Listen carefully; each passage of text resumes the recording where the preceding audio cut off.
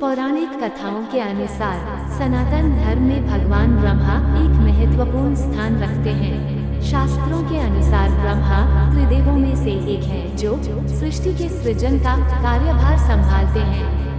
सृष्टि के सृजन के लिए ही उन्होंने मानस पुत्रों को भी जन्म दिया। लेकिन क्या आप जानते हैं कि जिसने इस सृष्टि का निर्माण किया है, खुद उनका जन्म कैसे हुआ? सनातन धर्म में ब्रह्मा जी को सृष्टि के सृजनकर्ता के रूप में जाना जाता है। वह त्रिदेव यानी ब्रह्मा, विष्णु और महेश भगवान शिव में से एक हैं। धार्मिक मान्यताओं के अनुसार त्रिदेव के पास सृष्टि के सृजन, संतुलन और विनाश करने का कार्यभार है। लेकिन आपके मन में ये सवाल जरूर उठता होगा कि जिसने इस पूरी सृष्टि का सृजन किया है, खुद उनका जन्म कैसे हुआ? आइए जानते हैं कि ब्रह्मा जी के जन्म को लेकर शिव पुराण में क्या कहा गया है। कैसे हुई ब्रह्मा जी की उत्पत्ति? पौराणिक कथाओं के अनुसार ब्रह्मा जी की उत्पत्ति क्षीर सागर में विराजमान भगवान विष्णु की नाभि से निकले कमल के द्वारा हुई थी, इसलिए वह स्वयंभू भी कहे जाते हैं। ब्रह्मा जी के चार मुख होने के पीछे ये कारण बताया जाता है कि जब उनकी उत्पत्ति हुई तो उन्होंने अपने चारों ओर देखा, जिस कारण उनके चार मुख हो गए। वहीं शिव पुराण में कथा मिलती है कि एक बार ब्रह्मा जी अपने पुत्र नारद जी से कहते हैं कि विष्णु को उत्पन्न करने के बाद सदाशिव और शक्ति ने पूर्ववत प्रयत्न करके मुझे ब्रह्मा जी को अपने दाहिने अंग से उत्पन्न किया और तुरंत ही मुझे विष्णु के नाभि कमल में डाल दिया। इस प्रकार उस कमल से पुत्र के रूप में मेरा जन्म हुआ। क्यों पड़ा ब्रह्मा नाम? भारतीय दर्शन शास्त्र के अनुसार जो निर्गुण, जो तीनों गुणों सत्व, रज और तम से परे निराकार और सर्वव्यापी है, वो ब्रह्म कहलाता है। इसलिए ये सभी गुण होने के कारण उन्हें ब्रह्मा नाम से पुकारा जाता है। साथ ही ब्रह्मा जी को स्वयंभू, विधाता, चतुरानन आदि नामों से भी जाना जाता है। ब्रह्मा जी के रोचक तथ्य। ब्रह्मा जी ने अपने हाथों में क्रमशः वरमुद्रा, अक्षर सूत्र, वेद और कमंडलू धारण किए हुए हैं। ब्रह्मा जी का वाहन हंस माना जाता है। ब्रह्मा जी की पत्नी का नाम सावित्री है। देवी सरस्वती को उनकी पुत्री माना जाता है। भगवान विष्णु की प्रेरणा से देवी सरस्वती को ब्रह्मा जी ने ही संपूर्ण वेदों का ज्ञान कराया था। सभी देवताओं को ब्रह्मा जी का पौत्र माना गया है। यही कारण है कि उन्हें पितामह भी कहा जाता है। ब्रह्मा जी देवता, दावर तथा समस्त जीवों के पितामह माने जाते हैं। ब्रह्मा जी की मानस पुत्र। शास्त्रों के अनुसार सर्वप्रथम ब्रह्मा ने पृथ्वी सहित सारी सृष्टि की रचना की। तत्पश्चात उन्होंने जीव रचना के विषय में सोचा और तब उन्होंने अपने शरीर के अलग अलग भागों से पुत्र उत्पन्न किए। ये सभी मानस पुत्र कहलाए।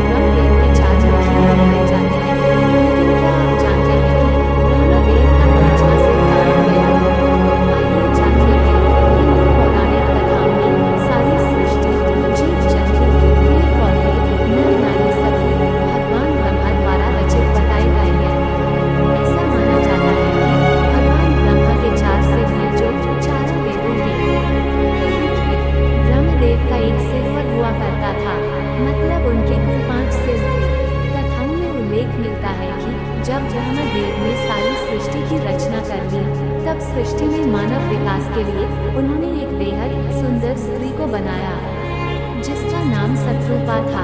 देवी शत्रुपा वैसे तो ब्रह्मा की पुत्री थी, परंतु वे इतनी सुंदर थी कि ब्रह्मदेव उनको देखते ही उन पर मोहित हो गए और उनको अपनाने के लिए आगे बढ़े।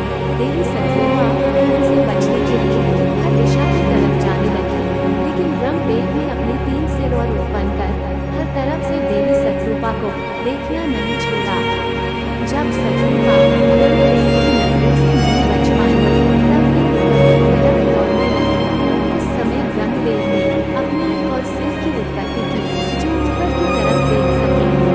देवी शत्रुपा की ब्रह्मा से बचने की कोशिश नाकाम साबित हो गई। भगवान शिव ब्रह्मदेव की वे सब हरकतें देख रहे थे। शिव की दृष्टि की शत्रुपा ब्रह्मा की पुत्री थी, इसलिए उन्होंने पाप किया। इससे भगवान शिव ने एक दिन भगवान भैरव को प्रकट किया और भगवान भैरव ने ब्रह्मदेव का 5वां सिर काट दिया ताकि शत्रुपा को उनकी कुदृष्टि से बचाया जा सके। जब ब्रह्मा का 5वां सिर कट गया तब उन्हें शांत और उन्हें अपने दर्द का एहसास हुआ। इस लेख में दी गई जानकारियाँ और सूचनाएं सामान्य मान्यताओं पर आधारित हैं। ब्रह्मा जी का पूरे भारत में केवल एक ही मंदिर है। इसके पीछे शौक से जुड़ी एक कथा। संसार के रचयिता माने जाने वाले भगवान ब्रह्मा के देवता होने के बाद भी पूजा क्यों नहीं की जाती? आखिर क्यों पूरे भारत में ब्रह्मा जी का केवल एक ही मंदिर है? क्या है इसके पीछे का रहस्य? जानें। वेद और पुराणों की माने तो हिंदू धर्म में हमारे 33 कोटि देवी देवता हैं, जिन्हें कुछ लोग 33 करोड़ मानते हैं तो कुछ कोटि को प्रकार। संख्या चाहे जो हो, इनमें त्रिमूर्ति यानी 3 देवताओं को सबसे ज्यादा महत्वपूर्ण माना जाता है।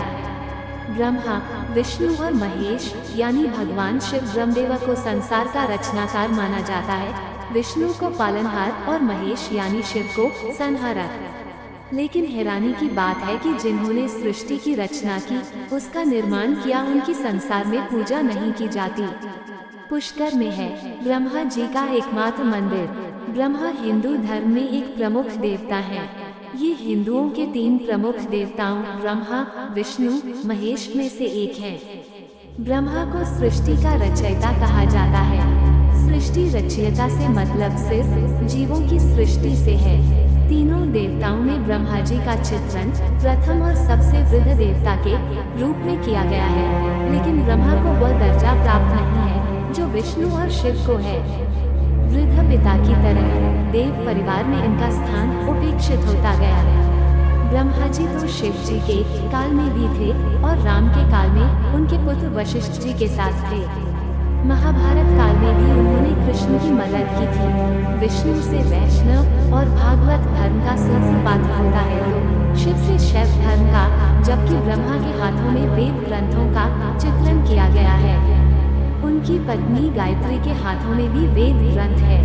इससे ये सिद्ध होता है कि ये वैदिक धर्म का पालन करते थे। शैव और शाक्त आगम संप्रदाय की तरह ही ब्रह्मा जी की उपासना का भी एक विशिष्ट संप्रदाय है जो वैखानस संप्रदाय के नाम से प्रसिद्ध है। माधव संप्रदाय के आदि आचार्य भगवान ब्रह्मा ही माने जाते हैं। इसलिए उडुपी आदि मुख्य मध्वपीठों में इनकी पूजा आराधना की विशेष परंपरा है। देवताओं तथा असुरों की तपस्या में प्रायः सबसे अधिक आराधना इन्हीं की होती है। खैर, आखिर ब्रह्मा को क्यों नहीं पूजा जाता है और क्या माता सरस्वती उनकी पुत्री थी? जानिए ब्रह्मा जी के बारे में ऐसा ही कुछ रहस्य। कौन है ब्रह्मा? ब्रह्मा को विश्व के आद्य सृष्टा, प्रजापति, पितामह तथा हिरण्यगर्भ कहते हैं। पुराणों में जो ब्रह्मा का रूप वर्णित मिलता है वो वैदिक प्रजापति के रूप का विकास है। प्रजापति उसे कहते हैं जिससे प्रजाओं की उत्पत्ति हो, अर्थात जिससे परिवार, कुल और वंश की वृद्धि हो। ब्रह्मा के पुत्रों को भी प्रजापित कहा जाता है। ब्रह्मा जी देवता, दानव तथा सभी जीवों के पितामह हैं। सभी देवता ब्रह्मा जी के पौत्र माने गए हैं, अतः वे पितामह के नाम से प्रसिद्ध हैं। मत्स्य पुराण के अनुसार ब्रह्मा जी के 4 मुख हैं। वे अपने 4 हाथों में क्रमशः वरमुद्रा, अक्षसूत्र, वेद तथा कमंडलू धारण किए हैं। यदि हम पश्चिमी धर्म का अध्ययन करेंगे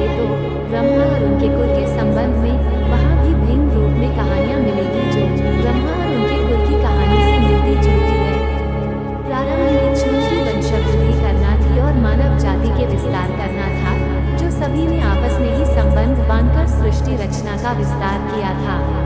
जैसा कि बाइबल में उल्लेख मिलता है कि आदम के पुत्रों और उनके पुत्र पुत्रियों ने आपस में विवाह करके वंश का विस्तार किया था। बाइबल में जिसे उत्पत्ति कथा कहते हैं, उसे पुराणों में सृष्टि रचना कथा कहा गया है। ब्रह्मा के पुत्र और पौत्रों के वंश की कथा का विस्तार मिलता है। ब्रह्मा उत्पत्ति कथा। ब्रह्मा की उत्पत्ति जल में उत्पन्न कमल पर हुई। उन्होंने कमल के डंठल के अंदर उतरकर उसका मूल जानने का प्रयास किया, लेकिन नहीं जान पाए। तब वह पुनः कमल पर विराजमान होकर सोचने लगी कि ये कहाँ से और कैसे उत्पन्न हुआ। तभी एक शब्द सुनाई दिया, तपस तपस। तब ब्रह्मा ने 100 वर्षों तक वहीं आंख बंद कर तपस्या की। फिर ब्रह्मा को भगवान विष्णु की प्रेरणा से सृष्टि रचना का आदेश मिला। उन्होंने तब सर्वप्रथम 4 पुत्रों की उत्पत्ति की। सनंदन, सनातन और सनतकुमार। ये चारों भी सृष्टि रचना छोड़कर तपस्या में लीन हो गए। अपने पुत्रों की इस हरकत से जब ब्रह्मा क्रोधित हुए तो उनकी भौं से एक बालक का जन्म हुआ। यह बालक रोने लगा तो इसका नाम रुद्र रख दिया गया।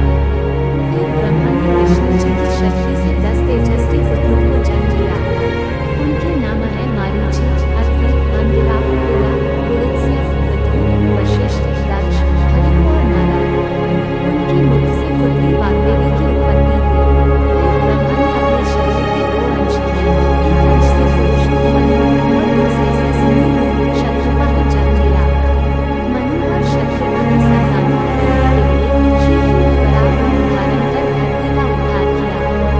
सदाशिव और महापुरुषा पुराणों में ब्रह्मा की कहानी को मिथ्या रूप में लिखा।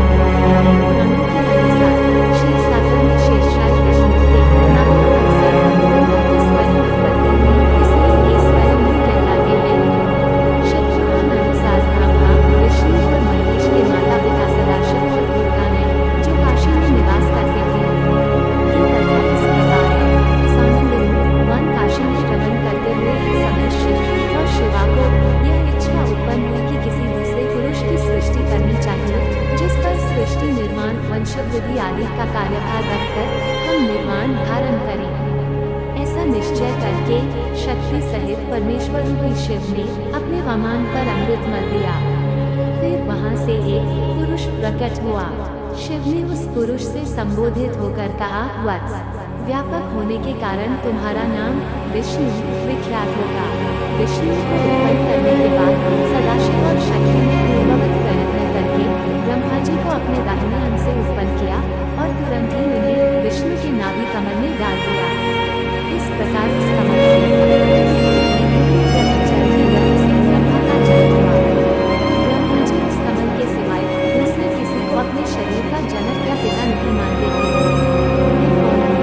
कहाँ से आया है? मेरा क्या कार्य है? मैं किसका कार्य हुआ हूँ और किसने इस समय मेरा निर्माण किया है? इस प्रकार संशय में रहने के बाद में जब दोनों तपस्या में लीन हो जाते थे, बाद में सदाशिव के इस वजह से महेश्वर का जन्म हुआ। देवी भागवत पुराण में सदाशिव पत्नी देवी दुर्गा जी हिमालय को ज्ञान देते हुए कहती है कि एक सदाशिव ब्रह्म की साधना करो, जो परम प्रकाशक है, वही सबसे प्राण है, सबकी धन है, वही परम तत्व है। उसी अविनाशी तत्व का ध्यान करो। वो ब्रह्म ओंकार स्वरूप और परब्रह्म ब्रह्म स्वरूप है। ब्रह्मा की पत्नी सावित्री और गायत्री। ब्रह्मा की पहली पत्नी का नाम सावित्री था। ब्रह्मा ने एक और स्त्री से विवाह किया था जिसका नाम गायत्री है। इतिहास अनुसार यह गायत्री देवी राजस्थान के पुष्कर की रहने वाली थी, जो विज्ञान में पारंगत होने के कारण विख्यात थी। पुष्कर में ब्रह्मा जी को एक यज्ञ करना था और उस वक्त उनकी पत्नी सावित्री उनके साथ नहीं थी। यज्ञ का मुहूर्त निकला जा रहा था। ऐसे में ब्रह्मा जी ने गायत्री से विवाह कर यज्ञ प्रारंभ किया, लेकिन जब सावित्री वहां पहुंची तो उन्होंने बगल में गायत्री को बैठा देखकर ब्रह्मा जी को श्राप दे दिया। माता सरस्वती के बारे में पुराणों में सरस्वती के बारे में भिन्न भिन्न मत मिलते हैं। पुराणों में ब्रह्मा के मानस पुत्रों का जिक्र है, लेकिन सरस्वती जी ब्रह्मा जी की पुत्री रूप से प्रकट हुई ऐसा कहीं भी उल्लेख नहीं मिलता है। एक अन्य पौराणिक उल्लेख अनुसार देवी महालक्ष्मी से जो उनका सत्व प्रधान रूप उत्पन्न हुआ, देवी का वही रूप सरस्वती कहलाया।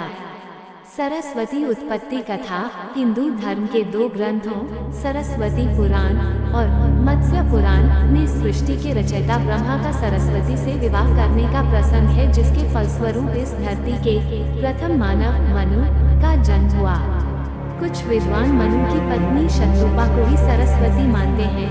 सरस्वती को बागेश्वरी, भगवती, शारदा, विनवादिनी और वाग्देवी सहित अनेक नामों से पूजा जाता है। संगीत की उत्पत्ति करने के कारण वह संगीत की देवी भी हैं। वसंत पंचमी के दिन को इनके जन्मोत्सव के रूप में भी मनाते हैं। सरस्वती उत्पत्ति कथा मत्स्य पुराण अनुसार मत्स्य पुराण में ये कथा थोड़ी सी भिन्न है। मत्स्य पुराण अनुसार ब्रह्मा के 5 सिर थे। कालांतर में उनका 5वां सिर शिव जी ने काट दिया था, जिसके चलते उनका नाम कापालिक पड़ा। एक अन्य मान्यता अनुसार उनका ये सिर काल भैरव ने काट दिया था। कहा जाता है जब ब्रह्मा ने सृष्टि की रचना की तो वो इस समस्त ब्रह्मांड में अकेले थे। ऐसे में उन्होंने अपने मुख से सरस्वती, सांध्या, ब्राह्मी को उत्पन्न किया। ब्रह्मा अपनी ही बनाई हुई रचना सरस्वती के प्रति आकर्षित होने लगे और लगातार उन पर अपनी दृष्टि डाले रखते थे। ब्रह्मा की दृष्टि से बचने के लिए सरस्वती 4 दिशाओं में छिपती रही, लेकिन वह उनसे नहीं बच पाई। इसलिए सरस्वती आकाश में जाकर छिप गई, लेकिन अपने 5वें सिर से ब्रह्मा ने उन्हें आकाश में ही खोज निकाला और उनसे सृष्टि की रचना में सहयोग करने का निवेदन किया। सरस्वती से विवाह करने के पश्चात सर्वप्रथम स्वयं मनु को जन्म लिया। ब्रह्मा और सरस्वती की यह संतान मनु को पृथ्वी पर जन्म लेने वाला पहला मानव कहा जाता है। मान्यता अनुसार सरस्वती ने वेदज्ञ पुरूरवा से भी संबंध बनाए थे, जिसके चलते उनको एक पुत्र हुआ जिसका नाम सरस्वान रखा गया। जब ब्रह्मा को इसका पता चला तो उन्होंने सरस्वती को महानदी होने का शाप दे दिया। भय भीता सरस्वती गंगा मां की शरण में जा पहुंची। गंगा के कहने पर ब्रह्मा ने सरस्वती को शाप मुक्त कर दिया। शापवश हुआ मृत्यु लोक में कहीं दृश्य और कहीं अदृश्य रूप में रहने लगी। 5वां सिर एक पौराणिक कथा के अनुसार रति देवी के पति कामदेव को तप करने के बाद ब्रह्मा जी ने 3 ऐसे तीर प्रदान किए जिससे किसी को भी कामासक्त किया जा सकता था। कामदेव ने उन तीरों की शक्ति की परीक्षा के उद्देश्य से एक तीर ब्रह्मा जी पर ही छोड़ दिया। ऐसे में ब्रह्मा जी पर इसका असर हुआ और उन्होंने अपनी संकल्प शक्ति से शत्रुपा देवी का सृजन किया। ब्रह्मा जी अपने द्वारा उत्पन्न शत्रुपा के प्रति आकृष्ट हो गए तथा उन्हें टकटकी बांधकर निहारने लगे। शत्रुपा ने ब्रह्मा की दृष्टि से बचने की हर कोशिश की, किंतु असफल रही। ऐसे में शत्रुपा ऊपर की ओर देखने लगी तो ब्रह्मा जी ने अपना एक सिर ऊपर की तरफ विकसित कर दिया। भगवान शिव ब्रह्मा जी की इस हरकत को देख रहे थे। शिव की दृष्टि में शत्रुपा ब्रह्मा की पुत्री सदृश थी, इसलिए उन्हें ये घोर पाप लगा। इससे क्रुद्ध होकर शिव जी ने ब्रह्मा का सिर काट डाला। भगवान शिव द्वारा काटा गया 5वां सिर बद्रीनाथ परिक्षेत्र में गिरा। ये स्थान आज ब्रह्म कपाल के रूप में विख्यात है। यहाँ पर लोग अपने पितरों का तर्पण एवं पिंडदान करके उन्हें मोक्ष प्राप्त होने की कामना करते हैं। भगवान शिव ने इसके अतिरिक्त भी ब्रह्मा जी को शाप के रूप में दंड दिया। इस शाप के अनुसार त्रिदेवों में शामिल ब्रह्मा जी की पूजा उपासना नहीं होगी। शिव पुराण के अनुसार ब्रह्मा और शत्रुपा के सहयोग से ही स्वयं मनु का जन्म हुआ और इन्हीं मनु से मानव की उत्पत्ति हुई। पहला कारण पुष्कर में ब्रह्मा जी को एक यज्ञ करना था और उस वक्त उनकी पत्नी सावित्री उनके साथ नहीं थी। उनकी पत्नी सावित्री वक्त पर यज्ञ स्थल पर नहीं पहुंच पाई।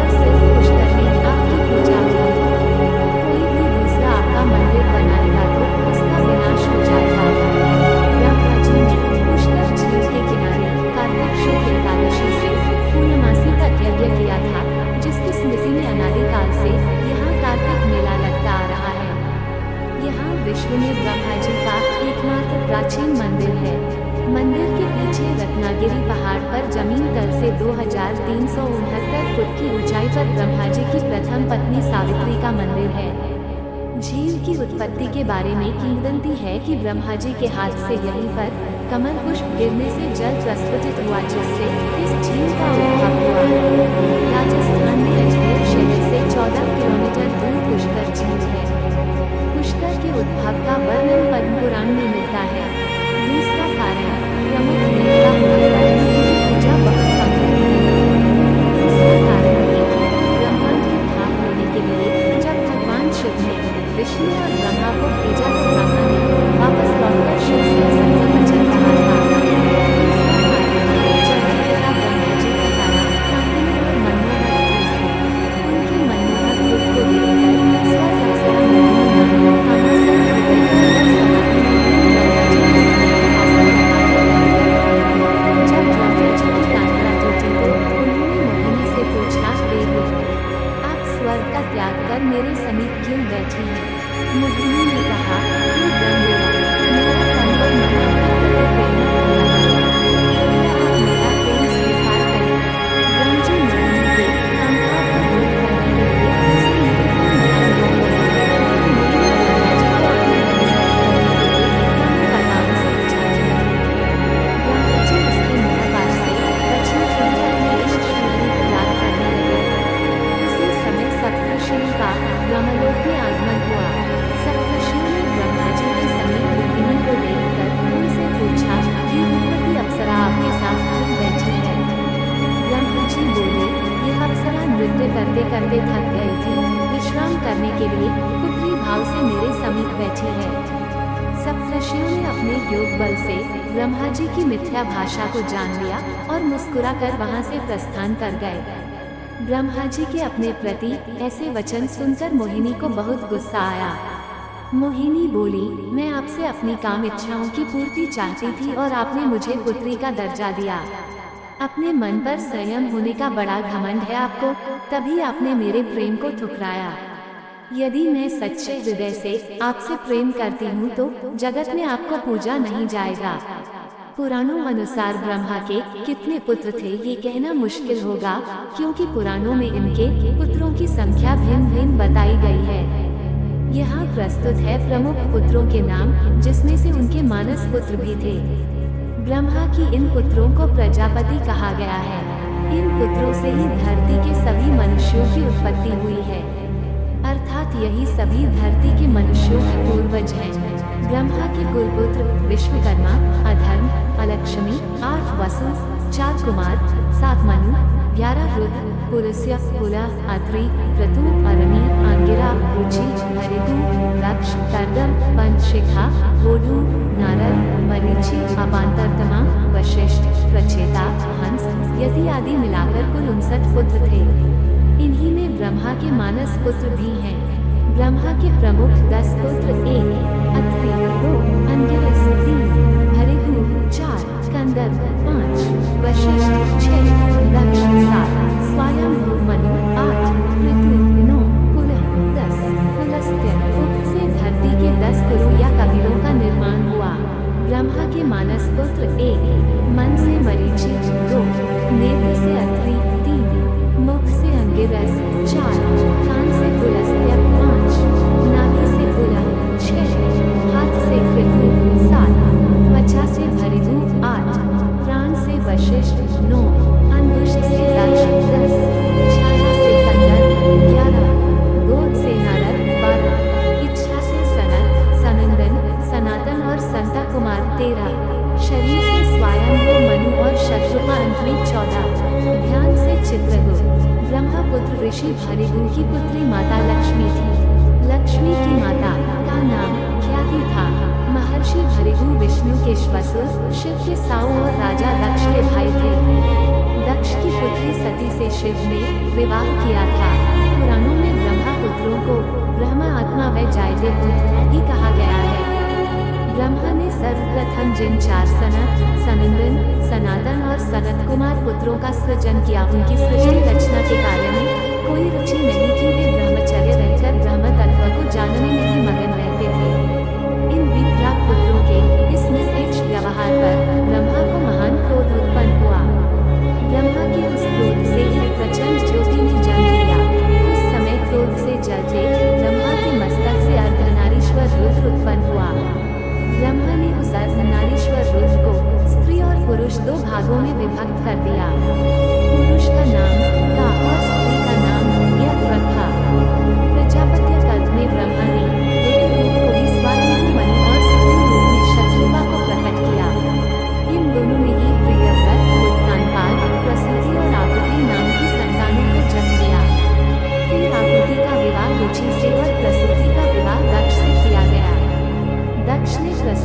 24 कन्याओं को जन्म दिया। इसके नाम श्रद्धा, लक्ष्मी, पुष्टि, स्तुति, तुष्टि, मेधा, प्रिया, बुद्धि, लज्जा, वपु, शांति, वृद्धि और कीर्ति है। 13 का विवाह धर्म से किया और फिर घरेलू से ख्याति का, शिव से सती का, मरीचि से समृद्धि का, अंगिरा से स्मृति का, पुलस्त्य से प्रीति का, पुला से क्षमा का, कृति से सन्नति का, अत्रि से अनसूया का, वशिष्ठ से ऊर्जा का, वह से स्वाहा का तथा पितरों से स्वधा का विवाह किया। आगे आने वाली सृष्टि इन्हीं से विकसित हुई। भागवत आदि पुराणों के अनुसार भगवान रुद्र भी ब्रह्मा जी की ललाट से उत्पन्न हुए। मानव सृष्टि के मूल महाराज मनु उनके दक्षिण भाग से उत्पन्न हुए और वाम भाग से शत्रुपा की उत्पत्ति हुई।